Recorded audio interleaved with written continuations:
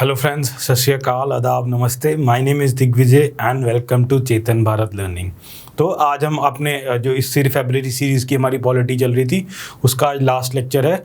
ठीक है, तो इसमें हम अपना फाइनल जो भी फरवरी के इंपॉर्टेंट टास्क है, जो इंपॉर्टेंट करंट अफेयर्स रहे हैं, हम इस बारी वो कवर करेंगे। So without much ado let's begin with the current affairs for polity.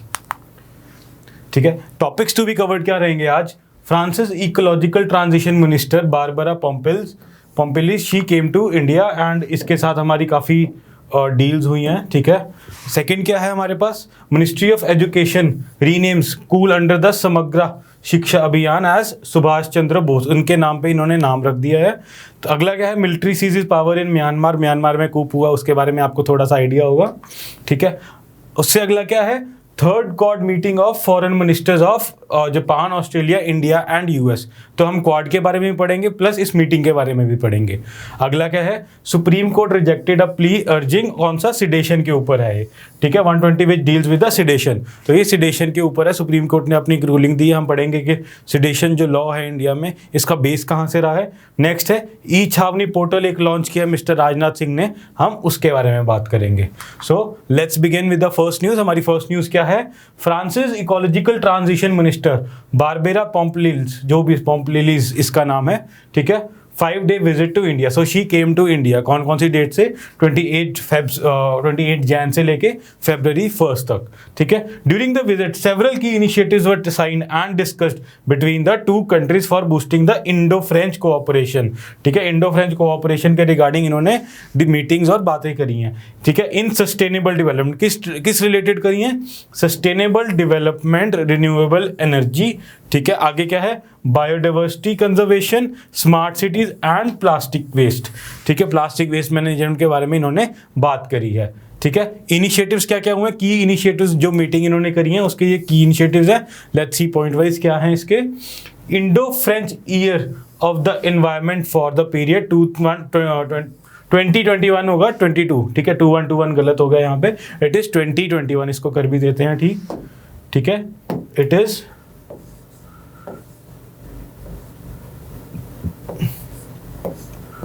2021 and 22। तो ये है, तो Indo French year of the environment क्या हो गया? 2021 एंड 22। ठीक है, आगे क्या हुआ इसके बारे में? Discussions on strengthening international solar energy corporation and जो है फ्रेंच डेवलपमेंट एजेंसी AFD जिसका नाम है, for development of 150 MW solar floating plants. ठीक है, फ्लोटिंग सोलर प्लांट्स के बारे में हमारी बात हुई है। ठीक है, ये क्या है? इंडिया की कौन सी अपनी है जो हमारा डिपार्टमेंट है, जो हमारी इंस्टीट्यूशन है, that is international solar energy corporation of India. And France की कौन सी है? French development agency. तो अगर हम इसको फ्रांस में लिखेंगे, फ्रांस की लैंग्वेज में, तो उसके जो इनिशियल्स बनेंगे वो AFD बनेंगे। ठीक है, तो इससे कंफ्यूज मत होना, it is French development agency. ठीक है, इसमें क्या हुआ है? Signing of credit facility agreement in finance ministry to provide 250 million euros for Surat metro rail project. ठीक है, तो सूरत में मेट्रो रेल प्रोजेक्ट के लिए इनको पैसा मिल रहा है। नेक्स्ट क्या है? Barbara visited Kaziranga national park. ठीक है, एक ये इंपॉर्टेंट न्यूज है, इसमें देख लेना। In Assam, it is one of the sites of Assam project on forest and biodiversity funded by French development agency. क्यों गई थी वहां पे और क्यों नहीं कहीं गई? क्योंकि it is funded by French development agency. ठीक है, क्या है? काजीरंगा नेशनल पार्क के बारे में देखते हैं। It is one of the most famous national parks. Obviously सभी ने सुना ही होगा काजीरंगा नेशनल पार्क के बारे में। वन हॉर्न राइनोसरस के लिए ये फेमस है। ठीक है, and is known for its one horn rhinoceros. ठीक है, it is also an important bird sanctuary. ठीक है, नेशनल पार्क के साथ साथ it is also important as a bird sanctuary. ठीक है, national parks are the areas, एक बार हम देख लेते हैं नेशनल पार्क्स क्या होते हैं। ठीक है, national parks are the areas that are designated by the government to conserve the natural environment of the area. ठीक है, तो गवर्नमेंट ही नेशनल पार्क्स बनाती है और उसका नेचुरल एनवायरनमेंट को कंजर्व करती है, सो दैट वहाँ पे मैनिपुलेशन ना हो सके या डेवलपमेंट या कुछ ऐसे ह्यूमन इंटरफेरेंस वहाँ लिमिटेड रहे। ठीक है, शुरू कैसे हुआ था? ठीक है, मैरी कर्जन। ठीक है, Mary Curzon took the initiative to declare the area protected with her husband Lord Curzon, partition of Bengal, इसके बारे में पढ़ा होगा आपने, ठीक है। After she failed to spot a single rhinoceros in the area, मतलब उसको कोई एरिया उसमें राइनोसोरस दिखा ही नहीं वहाँ पे जब पार्क में गई थी, तो उसने क्या किया, उसका हस्बैंड अच्छी खासी चलती थी हस्बैंड की, तो उसने इसको प्रोटेक्टेड एरिया घोषित करा दिया कि भाई यहाँ तो दिखने भी बंद हो गए हैं, तो आप इसको प्लीज़ प्रोटेक्ट कीजिए, ठीक है। आगे क्या हुआ, इन 1905, ठीक है, इसकी थोड़ी सी हिस्ट्री देख लेते हैं। Established as Kaziranga proposed reserve forest and in 1915 क्या हुआ, renamed to Kaziranga wildlife sanctuary, ठीक है। तो 1905 में वैसे ही उसने पार्टीशन ऑफ बंगाल भी जब किया था, तो तभी की बात है, तब इसका काजीरंगा इसको प्रोटेक्टेड एरिया बना दिया था। फिर 1915 में क्या हुआ, it was renamed as Kaziranga wildlife sanctuary. आगे देखते हैं आगे का डेवलपमेंट्स हुई। 1974 the government of India declared the area as national park, ठीक है। 1974 में इसको नेशनल पार्क डिक्लेयर कर दिया, ठीक है। By this time the area of the park had increase about 430 square kilometre from 232 square kilometre, almost double ही होगा, 232 से 430 पहुंच गया, ठीक है जी। आगे देखते हैं 1985 में क्या हुआ। 1985 यूनेस्को, ठीक है, declared Kaziranga national park as a UNESCO world heritage site, तो वर्ल्ड हेरिटेज में इसको कन्वर्ट कर दिया, ठीक है। It was home to 2/3 of the world's population of, किसकी होंगी, टू राइनोसरस, ठीक है, ऑफ द राइनोसरस, ये नीचे आ गया, ठीक है। It was the home to 2/3 of the population, ठीक है। 2006 में क्या हुआ, the Indian government declared it as a tiger reserve also, ठीक है, as after the tiger population dropped, ठीक है। पहले राइनोसरस के लिए प्रोटेक्ट किया, फिर टाइगर के लिए भी प्रोटेक्ट कर दिया। It has now one of the highest densities of tigers in the world, that is a good news, ठीक है। अब उसमें टाइगर जो है वो अपने एक तरह से कंजर्वेशन जो स्टेप लिया था वो सक्सेसफुल रहा है। आगे देखते हैं मार्च 2020 में क्या हुआ। Kaziranga national park was selected as one among the 7 iconic tourist sites of the country by the Indian government, ठीक है। तो इंडियन गवर्नमेंट ने इसको one of the important tourist 17 iconic tourist site में से सिलेक्ट किया है काजीरंगा अपना नेशनल पार्क को, ठीक है। आगे देखते हैं, अगर क्वेश्चन आता है कि इसके बीच में से नेशनल हाईवे कौन सा पास होता है, तो NH37 passes through the parking area, ठीक है। तो पार्क के एरिया में से NH37 निकलता है। Much of the focus of the conservation efforts in Kaziranga are focused on the big 4, ठीक है। तो जैसे बिग 4 कंपनीज है वैसे यहाँ बिग 4 एनिमल्स हैं। कौन कौन से एनिमल्स हैं, rhino, elephant, royal Bengal tiger and Asiatic water buffalo. तो ये भी देख लेना एक बार, ये भी इंपॉर्टेंट आ सकता है कि 4 कौन कौन से बिग 4 हम काजीरंगा नेशनल पार्क के लिए कंसिडर करते हैं। उसके बाद क्या है, 2018 census has yielded 2413 rhinos and approximately 1100 elephants यहाँ पे हैं। तो सब नंबर इज क्वाइट सब्सटैंशियल, ठीक है। वैसे तो फिर भी डिप्लेटेड नंबर है, बट फिर भी जहाँ पे पहुँच गया था और जहाँ से उठा है, नंबर इज स्टिल गुड, ठीक है। As per the figures of tiger census conducted in 2014 Kaziranga had an estimated of 103 tigers, ठीक है। तो यहाँ पे मेरे को थोड़ा सा नंबर कम लग रहा है, थोड़ा सा ज़्यादा होना चाहिए बिकॉज एरिया भी बहुत ज़्यादा है, ठीक है। The third highest population of India after Jim Corbett national park इन उत्तराखंड, सबको पता ही है। जिम कॉर्बेट में कितने हैं, 215 टाइगर हैं Uttarakhand, and Bandipur national park 120 इन कर्नाटका। तो एक तो आप बांदीपुर नेशनल पार्क की ना लोकेशन भी याद कर लेना, ये क्वेश्चन कई बार एग्जाम में पूछा है कहाँ पे है, इन कर्नाटका, ठीक है। ये भी एक इंपॉर्टेंट आपका पॉइंट हो गया। Kaziranga is home to 9 of the 14 species of primates found in the Indian subcontinent, ठीक है। अगला क्या है, it is home of the, देखना, it is the home of the world's most one horn rhinos, ठीक है। जो वन हॉर्न होते हैं उन राइनोस के यहाँ पे ज़्यादातर पाए जाते हैं। प्रोबिटोरा वाइल्ड लाइफ सेंचुरी, ठीक है, हैज़ द हाईएस्ट डेंसिटी, ठीक है। अगर हाईएस्ट डेंसिटी के बारे में पूछें तो it is Pobitora wildlife sanctuary and in the world, and the second highest number of rhinos in Assam after Kaziranga national park, ठीक है। तो ये आज इसकी काजीरंगा के बारे में थोड़ी सी इंफॉर्मेशन है, ठीक है। नेक्स्ट देखते हैं एक बार, नेक्स्ट न्यूज़ क्या है हमारे पास। मिनिस्ट्री ऑफ एजुकेशन MOE, ठीक है, इसको मिनिस्ट्री ऑफ एजुकेशन को हम ऐसे डिनोट करते हैं। Renamed schools under the Samagra Shiksha अभियान आफ्टर सुभाष चंद्र बोस। तो किनके नाम पे इन्होंने समग्र शिक्षा अभियान की स्कीम रख दी है, सुभाष चंद्र बोस जी के नाम पे, ठीक है। इसमें देखते हैं क्या क्या कवर होता है। इसमें है includes residential schools and hostels, ठीक है, रेजिडेंशियल स्कूल्स और हॉस्टल्स इंक्लूड होते हैं इसमें। And for it is to achieve high standards of quality education. किसके लिए थी ये स्कीम? To achieving high standards of quality education, ठीक है। समग्र शिक्षा अभियान स्कीम, ठीक है, इसके बारे में आगे देखते हैं। The Union budget in 2018 and 19 has proposed to treat school education holistically, मतलब उसको comprehensively, चारों तरफ से उसको, without segmentation from pre-nursery to class 12, मतलब इन्होंने कोई segmentation नहीं की, वन ही गो में हम holistically एक quality education impart करेंगे, ठीक है। ऐसा नहीं फर्स्ट सेकंड थर्ड तक या फर्स्ट सेकंड को ऐसे, थर्ड फोर्थ को ऐसे, ऐसे नहीं, प्री नर्सरी टू क्लास 12 तक एक ही वो करेंगे कॉम्प्रिहेंसिवली, एक ही अम्ब्रेला बना देंगे प्रोग्राम, ठीक है। आगे देखते हैं समग्र शिक्षा के बारे में। An overarching programme for the school education sector extending from preschool to class 12, हमने अभी डिस्कस किया है इसको। Therefore prepared with the broader goal of improving school effectiveness measured in the terms of equal opportunities. किसमें terms, कौन सी terms में measure करेंगे? Equal opportunities for schooling and equitable learning outcomes, ठीक है। आउटकम को भी मेजर करेंगे, सबको बराबर की आउटकम आ रही है, मतलब सब इक्वली बेनिफिट कर रहे हैं और इक्वली सीख रहे हैं इससे, ठीक है। आगे देखते हैं इनने कौन कौन सी स्कीम्स को कवर किया है। दो स्कीम सबस्यूम कर लिया, मतलब इसके अंडर आ गई हैं। It subsumes the three schemes of Sarva Shiksha Abhiyan, ये तो हमने देखा था स्कूल चले हम वाली जो ऐड भी चलती थी पहले। उसके बाद क्या है? राष्ट्रीय माध्यमिक शिक्षा अभियान, माध्यमिक शिक्षा अभियान एंड टीचर एजुकेशन TE। तो इन्होंने इस 3 स्कीम्स की जगह एक स्कीम ही बना दी है, समग्र शिक्षा, ठीक है।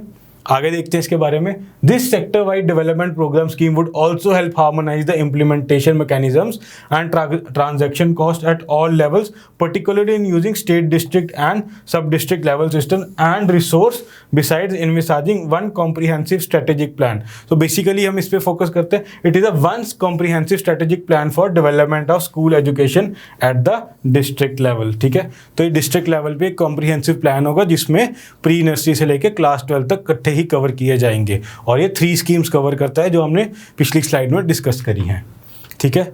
अब एक और न्यूज़ है जिसके बारे में आप सबने देखा होगा कि वहाँ पे म्यांमार में एक मिलिट्री कूप हुआ है एंड जो वहाँ की प्रेसिडेंट है वो हटा दी गई है, एंड उसके बारे में हम देखते हैं। मिलिट्री कूप क्या होता है कि भी सरकार को हटा के एक तख्ता पलट कर दिया और मिलिट्री ने वहाँ पे ओवरटेक कर रही है वहाँ की गवर्नमेंट को। तो let's see, military seizes power in Myanmar, emergency declared for a year, ठीक है। Emergency declared for a year, 1 साल के लिए उन्होंने एमरजेंसी डिक्लेयर करी जैसे इंडिया में हुई थी, ठीक है। बट इंडिया में मिलिट्री कूप नहीं हुआ, ठीक है। Myanmar military has grabbed power in coup the third time in the nation history. कितनी बारी हो गया? तीसरी बार हो गया, ये तीसरी बार since its independence from Britain, ठीक है, ब्रिटिश रूल इन 1948। तो हमारे आसपास ये भी आज़ाद हुए थे और वहाँ से लेके अब तक थर्ड टाइम मिलिट्री कूप हो गया, मिलिट्री का तख्ता पलट हो गया, मिलिट्री ने वहाँ पे राज कर लिया, मिलिट्री राज जिसे कहते हैं, ठीक है। A 1 year state of emergency has been imposed and democratic elected leader, क्या नाम है उसका? एंग सान सू की, ठीक है। ये नाम याद कर लेना, ये शी इज़ वेरी इंपॉर्टेंट। इनको जेल वेल में भी रखा गया था काफ़ी टाइम, काफ़ी स्ट्रगल वाली स्टोरी रही है। हैज़ बीन डिटेन्ड, तो एंग सान सू की, शी इज़ बीन डिटेन्ड, ठीक है। आगे क्या है? कूप क्या होता है मैंने आपको बताया। It is generally described as a sudden violent and illegal seizure of power from a government, ठीक है। तो ये वही पॉइंट रिपीट हो गया है। आगे क्या है? The country gained independence from Britain, ठीक है। हमारे आसपास ही 1948 में इनको आज़ादी मिली थी। It was ruled by arm forces from 1962 until 2011 तक यहाँ पे आर्म्ड फोर्सेज ही रही थी। When a new government began ushering in a return to civilian rule, ठीक है। उसके बाद यहाँ पे सिविलियन रूल, डेमोक्रेसी वगैरह का काफ़ी प्रचार हुआ था जिस कारण गवर्नमेंट भी बनाई गई थी, ठीक है। इन 2010 क्या हुआ था? The military regime decided to transition the country towards democracy, ठीक है। 2011 में इन्होंने अपना जो है पावर इन्होंने छोड़ दी थी। Although the armed forces remained powerful, political opponents were freed and elections were allowed to be held, ठीक है। इलेक्शंस भी इन्होंने कराए थे, इनको लगा कि हम अपनी डेमोक्रेसी की तरफ मूव करते हैं। बट एक्चुअली क्या है, इनकी एक सीट्स रिजर्व्ड रहती हैं उसमें, जितने भी इलेक्ट होता है उसमें मिनिस्टर्स भी अपना रिजर्व्ड रहेंगे, जो मिलिट्री के होंगे वो मिनिस्टीरियल पोजीशंस पे भी होंगे, एंड सेकंड मिलिट्री पर्सन्स की पोजीशन भी, नंबर ऑफ सीट्स भी रिजर्व्ड रहेंगी उनकी, ठीक है। The NLD one the 2015 election, जो हम एंग सान सू की जो हमने वो करी थी पार्टी, उसका नाम है NLD। The country's first free and fair election participated by multiple parties and form the government, raising hope the country on its way to transition to full democracy. तो लोगों को भी होप हो गई थी 2015 में कि अब हमारी जो कंट्री है वो एक फुल डेमोक्रेसी इंडिया की तरह बन जाएगी, ठीक है। But in November 2020 paramilitary election ठीक है, सू कीज पार्टी, इसकी पार्टी का नाम हमने एनएलडी पढ़ा था, it's national league for democracy, NLD is for national league for democracy secured the majority of the seats. तो अगर आप करंट अफेयर्स रेगुलर पढ़ रहे हैं तो आपने देखा होगा काफ़ी ये जो खबर थी काफ़ी ज़्यादा हाईलाइट हुई थी हमारी न्यूज़ में लास्ट ईयर की, ठीक है। इसमें क्या था, in the Myanmar parliament the military holds 25% position military के पास रहती है of the total seats according to 2008 military drafted constitution, military drafted constitution, ये भी एक याद कीजिएगा। And several key ministerial positions are also reserved for military appointments, ठीक है। तो इंपॉर्टेंट जहाँ जहाँ पोजीशन, एक तो 25% इनके वहाँ पे आगे जो भी सीट्स रिजर्व्ड है उसका 25% में तो मिलिट्री आ गई, प्लस कुछ जो की पोजीशंस हैं मिनिस्ट्री की वो भी रिजर्व्ड हैं फॉर आर्मी पर्सनल्स, ठीक है। When the newly elected Myanmar lawmakers were to hold the first session of parliament in 2021, ठीक है, the military imposed a state of emergency for 1 year citing क्या कि वहाँ की वोटों में फ्रॉड हुआ है जी, इसलिए हमने पावर आपसे सीज कर लिया, हमें नहीं लगता जो इलेक्शन हुए हैं वो ठीक हुए हैं और जो एनएलडी पार्टी है वो मेजोरिटी से आई है तो हमें लगता है कि शायद कोई चीटिंग हुई है। तो उसको इन्होंने रीज़न दिया, हालांकि सबको पता है वो फेक रीज़न है, ठीक है। ठीक है, अब हम अपनी नेक्स्ट न्यूज़ पे चलते हैं। हमारी नेक्स्ट न्यूज़ क्या है, third quad meeting of foreign ministers of Japan, Australia, India and USA, ठीक है। तो इन चारों कंट्रीज़ को हम क्या बोलते हैं, इसको बोलते हैं हम क्वाड कंट्रीज़, ठीक है। देखते हैं क्या हुई, वर्चुअल मीटिंग हुई, ऑब्वियसली कोविड के करके वर्चुअल ही चल रहा है। कब हुई, February 19, 2021 को, ठीक है। First meeting under newly elected president of America Joe Biden. आगे क्या है, Myanmar was the key focus of the meet and इसमें क्या है, इंडिया साइड से कौन थे, सुब्रमण्यम जयशंकर, ठीक है, because it is meeting of foreign ministers, ठीक है। यहाँ देखिए फॉरेन मिनिस्टर्स है, कौन थे, सुब्रमण्यम जयशंकर। यूएस के कौन थे, एंटनी ब्लिंकन, ये कौन है, सेक्रेटरी ऑफ स्टेट है। ऑस्ट्रेलिया की तरफ से कौन थे, मैरीज पेन, ठीक है, ये कौन है, ये भी फॉरेन मिनिस्टर हैं ऑस्ट्रेलिया के। आगे क्या है, जापान के कौन थे, तोशिमित्सु मोटेगी, ठीक है, ये कौन है, ये भी फॉरेन मिनिस्टर है जापान के। तो सिर्फ अमेरिका का था सेक्रेटरी ऑफ स्टेट, बाकी सारे फॉरेन मिनिस्टर्स थे, ठीक है। क्वाड्रिलेटरल सिक्योरिटी डायलॉग हुआ, ठीक है। क्वाड इज क्या है, ये an informal strategic dialogue between India, USA, Japan and Australia with a shared objective to ensure and support free, open, prosperous Indo Pacific region. तो अगर मैं इन शॉर्ट बताऊँ ना, तो ये जो 4 कंट्रीज यूनाइट हुई है ना, तो ये एक ही कंट्री के अगेंस्ट यूनाइट हुई है एंड दैट इज चाइना, ठीक है। तो ये कुछ भी करते हैं तो चाइना को दिमाग में रखते हैं कि हम उसका जो है, उसका जो डोमिनेशन है वो नहीं होने देंगे, हम उस एरिया में या चाइना सी में या ये इंडियन ओशन में या आसपास के जो पैसिफिक ओशन है वहाँ पे ये अपना डोमिनेशन रखना चाहते हैं कि चाइना मत डोमिनेट करे उस एरिया को। And everyone knows China is usurping power, धीरे धीरे वो सारी कंट्रीज़ की अपने ऊपर डिपेंडेंट करके पावर यूसर्प कर रही है, ठीक है। The idea of Quad was first mooted by, ठीक है, आपसे ये क्वेश्चन भी आता है, आइडिया किसका था, former Japan prime minister Shinzo Abe in 2007 का आइडिया था। However the idea couldn't move ahead with Australia pulling out of it apparently due to Chinese pressure. तो चाइना ने प्रेशर पाया था ऑस्ट्रेलिया के ऊपर कि आपने ये क्वाड नहीं ज्वाइन करना है। नेक्स्ट देखते हैं, ऑब्वियसली ऑस्ट्रेलिया ने ज्वाइन कर ही लिया था, ठीक है। इन दिसंबर 2012 Shinzo Abe again floated the concept of Asia's democratic security diamond, ठीक है, क्योंकि 4 हैं ऐसे तो डायमंड का नाम दिया गया, involving Australia, India, Japan and the US, ठीक है, to safeguard the maritime commons from the Indo Asian to the western Pacific. तो बेसिकली तो फिर वही बात है कि चाइना के अगेंस्ट ही बनाया इन्होंने, और डायमंड की तरह 4 इसके कॉर्नर होते हैं तो इन्होंने अपने आप को डायमंड वाला उससे लिंक किया है, ठीक है। इन नवंबर 2017 क्या हुआ, India, US, Australia, Japan gave shape to the long pending Quad coalition to develop a new strategy to keep the critical sea routes in the Indo-Pacific region of free from any influence। किसके influence से, specially China के influence से इसको free रखने के लिए। आगे देखते हैं, इन 2020 all 4 quad countries Japan, India, Australia and the USA took part in the Malabar exercise। तो मालाबार एक्सरसाइज भी आपको एग्जाम में पूछा जा सकता है, इसके बारे में हम नेक्स्ट स्लाइड में देखते हैं। क्या है Malabar exercises, Malabar exercises in an annual trilateral naval exercise between the navies of India, Japan and US which is held alternately in the Indian and Pacific oceans. तो it is a military exercise किसकी, quad की, और alternately इसमें part लेते हैं, ठीक है, countries. Okay friends, अब हम नेक्स्ट न्यूज़ की तरफ चलते हैं। नेक्स्ट न्यूज़ क्या है? Supreme Court rejected a plea urging it to reexamine the constitution validity of section 124A। 124A किससे रिलेटेड है? Which deals with the sedition. Sedition के हिसाब से इसको डील करते हैं। हम सेडेशन के बारे में भी आगे पढ़ेंगे क्या होता है, आगे इसको देखते हैं आगे न्यूज़ को क्या है। द लॉ ओरिजिनली ड्राफ्टेड इन 1837, 1837 में ये लॉ बना था जो अभी तक चलता आ रहा है, बाय थॉमस मकॉले। ये पढ़ा भी होगा आपने इसका नाम, ठीक है। The British historian politician but was inexplicably omitted when IPC was enacted इन 1860, ठीक है। तो 1837 से 1860 तक यही चला, फिर 1860 मतलब फिर भी बहुत पुराना इसका जो है चला था, ठीक है। Section 124A was inserted in 1817 by an amendment introduced by Sir James Stephen when it felt the need for specific section to deal with the offence, ठीक है। तो ये ऑफेंस डील करने के लिए हुआ था, किसी को भी सेडेशन के चार्ज में ये लोग अंदर कर देते थे। It was one of the many draconian laws, मतलब बहुत खतरनाक लॉज थे, enacted to stifle any voices of dissent at that time. मतलब कोई भी बंदा अगर जो ब्रिटिश राज से या ब्रिटिश रूल से अगेंस्ट जाता था या उसके खिलाफ आवाज़ उठाता था तो उसको सेडेशन का चार्ज लगा के जेल के अंदर डाल देते थे। तो इसमें काफ़ी हमारे जो पॉलिटिकल लीडर्स थे वो काफ़ी इस सेडेशन के अंदर जेलों में गए हैं, ठीक है। द फर्स्ट केस किसके खिलाफ रजिस्टर्ड हुआ था? The first case registered in 1891, 1891 में रजिस्टर हुआ था। When Jogindar Chandra Bose, editor of a newspaper Bangobasi was booked for publishing an article criticising age of consent bill. तो कंसेंट बिल की एज को इन्होंने क्रिटिसाइज किया था and he was booked under the sedition charge, ठीक है। आगे देखते हैं कौन कौन और गया है। Bal Gangadhar Tilak, Annie Besant, Ali brothers, Maulana Azad Gandhi, they were the leaders who went under the sedition. वो इसी के कारण इसी धारा लगने के कारण वो जेल में गए हैं, इंक्लूडिंग महात्मा गांधी, ठीक है। नेक्स्ट देखते हैं कुछ और न्यूज़ है।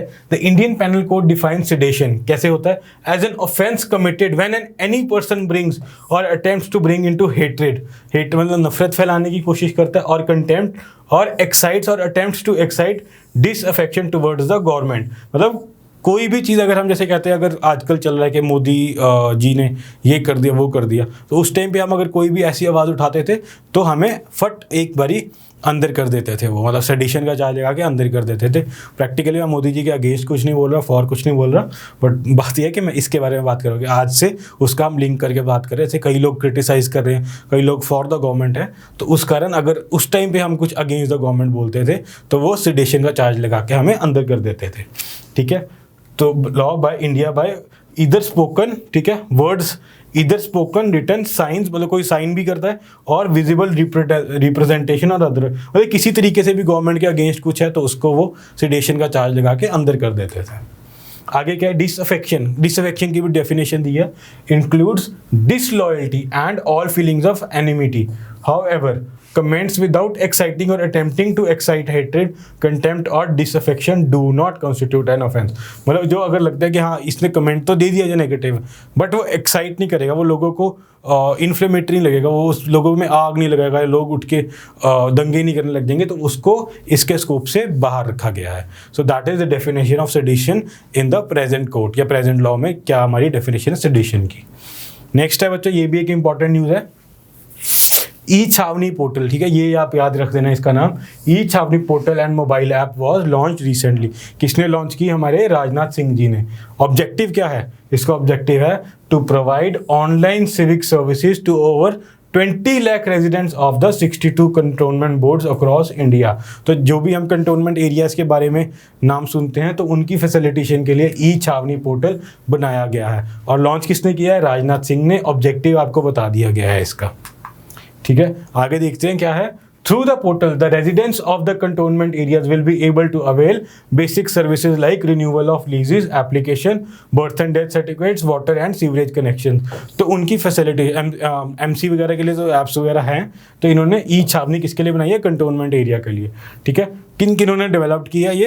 It has been developed by e government foundation, Bharat electronics limited, BEL जिसे हम कहते हैं, directorate general defence states DGDE and national informatic centre. तो ये जो 4 ऑर्गेनाइजेशन हैं इन्होंने ये ई छावनी ऐप डेवलप की है, ठीक है friends. That was all for the day. Thank you for being with us. और अगली बारी हम कुछ और इंपॉर्टेंट न्यूज़ करेंगे एंड और कंटिन्यूसली जो हमारा ये चल रहा है सीरीज़ को, इसको हम नेक्स्ट मंथ की न्यूज़ रिलेटेड पॉलिटी और बाकी जो सेग्रीगेशन है वो आपके सामने लाते रहेंगे। Thank you friends, thank you for being with us.